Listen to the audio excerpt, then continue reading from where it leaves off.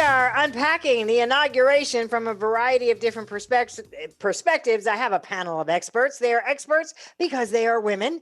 They are women of color. And Jessica, I'm going to start with you. We talked about all the great things to celebrate with our new Madam Vice President, but being the first woman of color and all the things we just talked about brings a lot of pressure to that job. I always say for women of color, we always have to be faster, better, smarter. What concerns you the most about the pressures that our new vice president is going to face?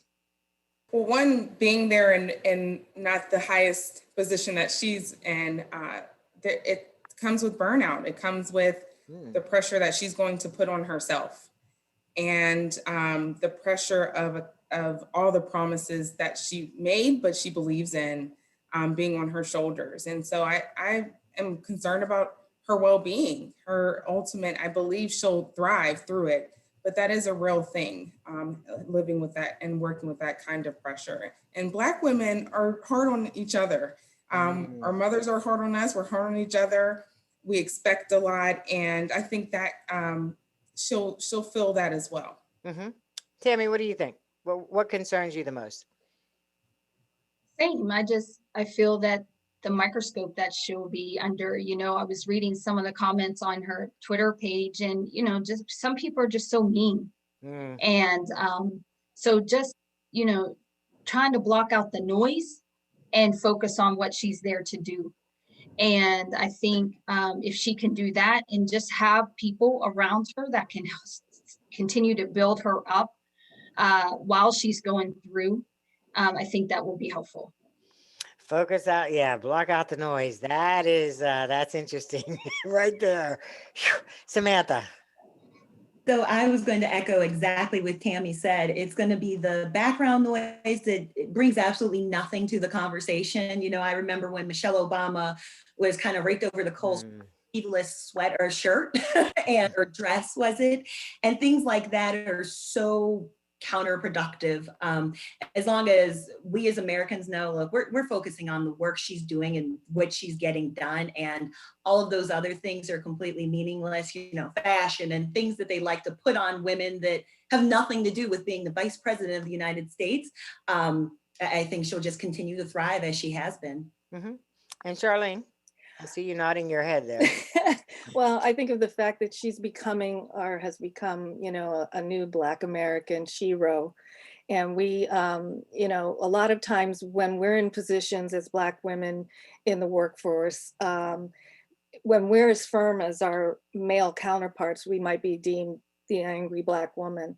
And, I hope that she doesn't get this unfair moniker placed on her as she puts down firm directives and ideas and working with such an array of people. I think she'll be okay because she has they have created a very vast group of people to work with, but the naysayers might be a little hard on her, as someone else mentioned. So I hope she can be strong and not have this success flipped on her like she's, too strong.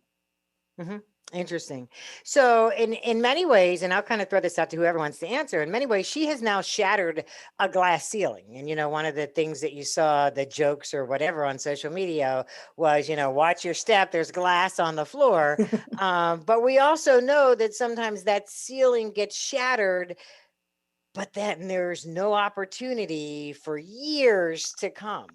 As Samantha, you said after Barack Obama, you didn't think there would be another African-American president for years to come. Do we think this is an anomaly? Like we won't see this opportunity for years to come? I no longer believe that. I think we will. I think Amanda Gorman is going to show us something. We're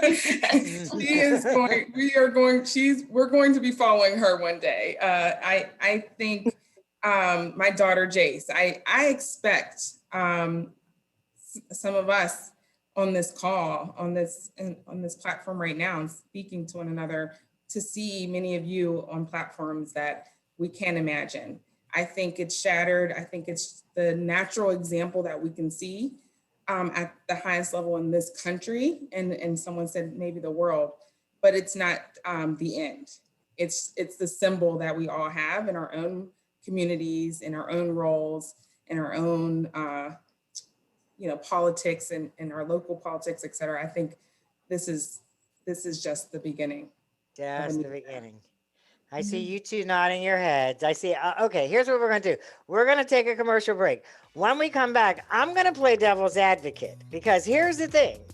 All of that enthusiasm and all that potential, part of that is what prompted some of that pushback on January 6th. Let's be honest. It is the threat of what is on this screen right now that has a whole lot of folks upset. So I want to talk about then, how do we heal this? How do we take this enthusiasm and work with some of that anger that's part of this enthusiasm? That's what I want to talk about when we come back. Don't go away.